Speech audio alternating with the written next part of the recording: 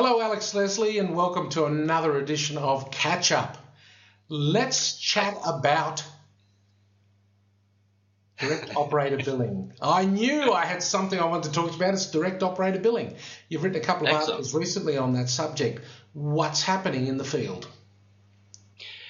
Direct operator billing has, for 2 or 3 years now, been seen as one of the ways of operators being able to replace the revenue from OTT revenues, which are eroding their own core revenues, like from SMS and blah, blah, blah. And a lot of analysts have been saying, so what is the third big revenue stream for operators? And we've said for a long time that direct operator billing is the answer. So I'm in an application, I want to just add some extra points, bullets, whatever, shopping onto my into my basket, I want to pay for them. And with direct operator billing, it is now, the theory is that it's one click. And Ed actually drove some research earlier in the year into whether consumers were actually ready to try it in a proper direct operator billing in the States. And he discovered that 15% of smartphone users are. And that doesn't sound very many. But, of course, Ed being Ed and a great analyst and stuff, he said, well, okay, 15% of smartphone users in North America, that actually works out as an audience right now prepared to use it of 15 million people. Wow. And that's not a bad starting point. I mean, I'd go for that and give it a try. What was fascinating was that there was a webinar the other day, last week, from Mobile Payments Today, actually a very good magazine, really like them. And they had the guys at Bango who provide the platform for direct operator billing, and the marketing director of a new initiative out of Telefonica Digital, a really impressive company in my opinion, yes. Called Bluevia.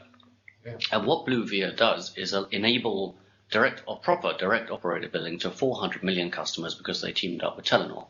Right. And their main message was, this is not just another attempt by operators to standardize payments, because they've been trying it for years and years. Instead, what they've done is built a platform in conjunction with Bango where any operator can plug in. They've designed it so that you don't actually have to even be on a 3G network. You can actually be on a Wi-Fi network. And because it's platform enabled rather than network enabled, it means that they can actually do all that messy authentication stuff over Wi-Fi, which is great. It would make a lovely presentation, except the guy from Telefonica Digital, lovely guy from the Midlands somewhere, he said rather quietly, well, yes, actually, we've seen our revenues from payments go up 300%. Wow. 300%? Yeah. And then he went on to say that in Latin America, for instance, when the penetration of credit cards and things is not that great, anecdotally, the increase in revenues for operators is around 1,000%. And there's a new browser in Latin America. It's now HTML5. So something called Firefox Marketplace, which is about to become the biggest browser in Latin America, actually has direct operator billing baked in. And so for me, it was one of those sort of aha moments. It was one of those things that you and I bashed our heads against walls for 20 years or so, going, we know that operators need to be involved in billing and payments and advertising and all the rest of it. Okay, they have to do it properly. But for the first time for a very long time, I heard a case study from a guy who said, yep, we're doing it. It's succeeding. It is actually one of the three things that we are concentrating on is to replace the revenues. I'm presuming here that it's very simple, a simple API or something, or a couple of lines of code that you slip into an application that allows it to access this platform. But is it an independent platform, or does each operator actually link to their own internal billing system through this platform?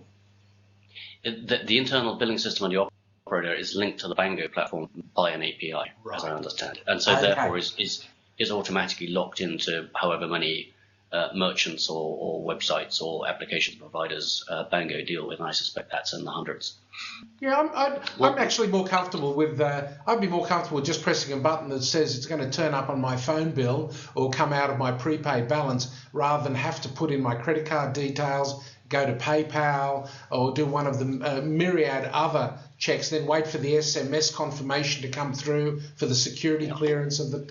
So yeah, if it's going to make it that easy, and in an application you haven't got time to be mucking about because you want to shoot somebody or you want to fly across the the sky, you need to get some petrol or some fuel. So you want it in real time. So yeah, I'm thinking this is a pretty good idea, and I'm hoping we see more of it. I think direct operator billing and some other variations of that are starting to permeate across the industries and puts telcos in a good position because they're running out of ideas on how to generate that extra revenue. So this one might be sitting on the doorstep, as we've suggested many times before, and they're starting to actually use it.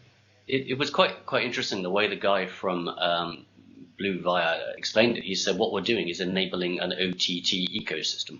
Yeah, which is a very good way to describe.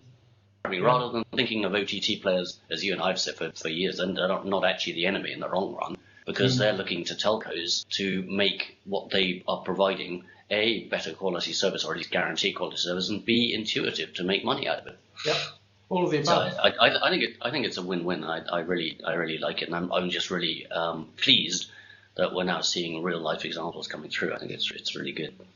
Well, I saw an article as well, which I want to touch on. We'll do it on our next catch-up call, where credit card companies are now really seriously looking at mobile banking, mobile payments, mobile transactions, but they're not talking to telcos, they're talking to banks and merchants as their distribution channel. So that's something we should have a chat about next time, and we might even have an article in the meantime on that in Billing Views. Always good to talk, Alex. Yep. All right. I look forward to that. Thanks very much. Talk soon. Bye. Thanks, Tony.